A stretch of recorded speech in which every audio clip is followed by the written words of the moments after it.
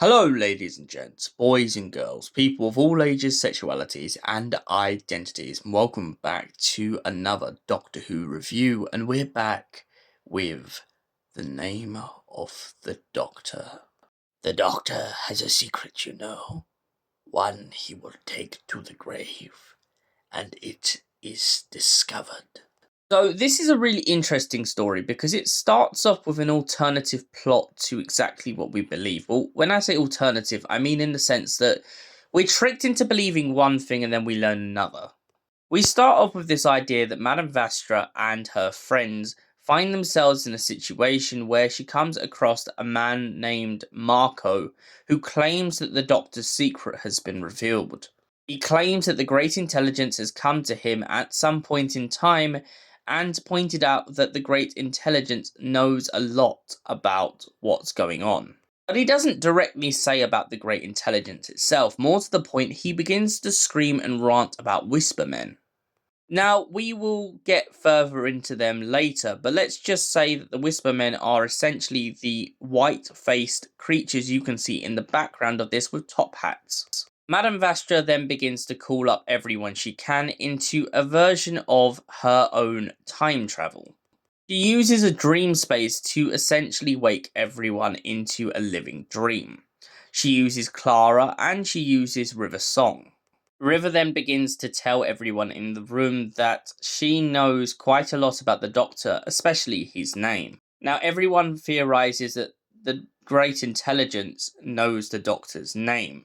And of course this is very scary for Vastra and everyone, especially when they begin to rant on about Trenzalor. The Doctor will be lost forevermore, unless he goes to Trenzalor. Now the Whispermen then begin to attack Jenny and her friends, and River tries to get Vastra and everyone to wake up.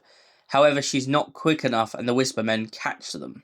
She then tries to get Clara to wake up, but before that, she reminds Clara that what's going on right now is only the tip of the iceberg.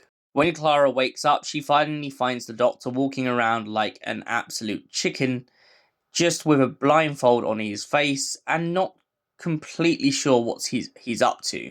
The Doctor then explains that Angie and Artie told him that they wouldn't go to the cinema without him, and then they tied a blindfold around him and suggested blind man's bluff, to which Clara then begins to laugh and points out that they're most probably at the cinema with their friends. He used it as a great distraction to distract the Doctor from what's going on.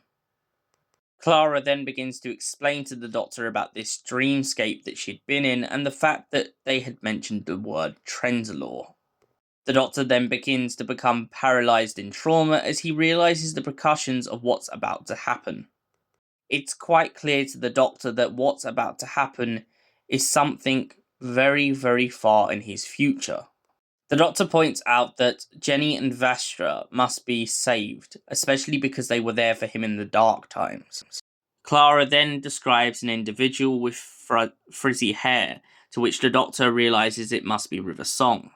However, the Doctor knows that River Song isn't really around anymore, so something's up with her timeline.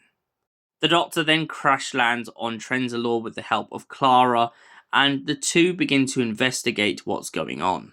The Doctor also points out the fact that everyone in the room got it wrong. The Great Intelligence hasn't discovered the Doctor's name. No, that's not what he's discovered. He's discovered the Doctor's tomb on Trenzalor, the heart of the Doctor's adventures, and if they don't stop him in time, the Doctor's whole timeline will be ripped apart. The Doctor and his friends manage to re-meet up, but the stars begin to go out after Dr. Simeon manages to break into the tomb, or a better word for him, the Great Intelligence. The Great Intelligence seems to have fully taken over Dr. Simeon's body, and begins to ask the Doctor one fatal question: what is his name? However, the Doctor doesn't answer, so he gets confused when Simeon manages to get into the tomb. He then realises later on it's due to the fact that River said his name, just to stop Dr. Simeon and his Whispermen from hurting his friends. Once inside of the tomb, the Doctor begins to break down as the Great Intelligence decides to jump into his timeline and erase every victory he has ever had.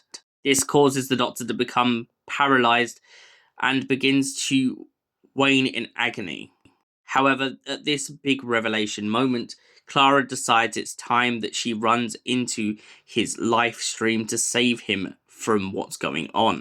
Meanwhile, outside, Vastra and Jenny slowly begin to vanish, and Vastra finds herself fighting Strax, unsure why. This is due to the fact that everything in the Doctor's timeline is rewritten, meaning the Doctor would never be able to bring Vastra, Jenny, and Strax together. However, they manage to fight this, and Clara manages to fix the timeline.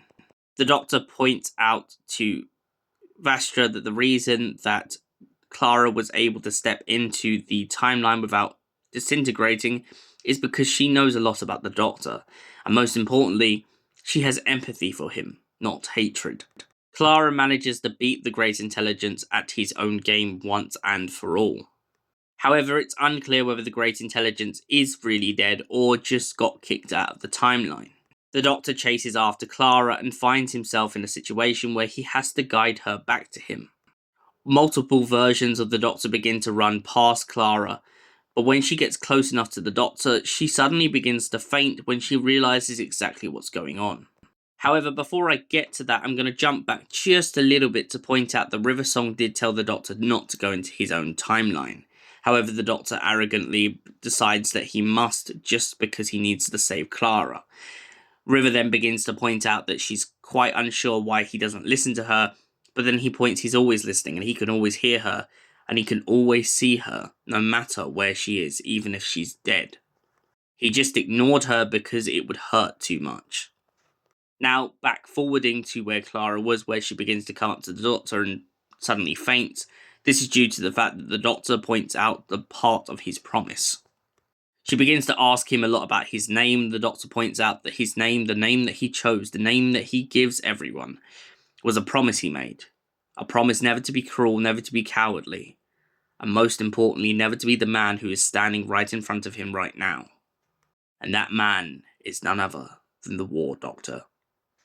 What I did without choice, in the name of peace and sanity, but not in the name of the Doctor. John Hurt then turns around and we're left on a cliffhanger until Day of the Doctor. So, name of the Doctor, what did I think of this story? It gave me chills. I love the idea that we had Clara walking through what looks like a broken TARDIS, and then she starts to get paranoid because she starts seeing things that had happened in other stories. Especially, I like the reuse of clips from Journey into the Centre of the TARDIS. I also like the idea that the Doctor finds himself really angered at the end of this story. I love the cliffhanger with John Hurt, and I feel like it is one of the most important and solid parts of this entire series. I also think that the Whispermen are so unique, and I really love that we get this kind of end battle with the Great Intelligence. I feel like the Great Intelligence is an enemy I would really love to see come back in the future, not only because they are one of the one enemies alongside the Master and the Rani, of course, who can literally thwart the Doctor, but they're one of these enemies that keeps the Doctor kind of quiet for a lot of the episode. Often in other episodes with other villains, the Doctor just begins to babble on about what's going on. In this episode, we find ourselves with a situation where the Doctor just becomes so stoic to the point that we start to wonder what's going on in his head. So what would I give this out of 10? A solid 10 out of 10. I love Richard E. Grant's performance, and I love Matt Smith's performance. I also feel like the whole cast really brings this ensemble together, and just to hit us in the face with that John Hurt reveal is what made this story a 10 out of 10 for me. Thank you for watching. We'll see you in the next Doctor Who review. Until then, goodbye, stay beautiful, you beautiful people.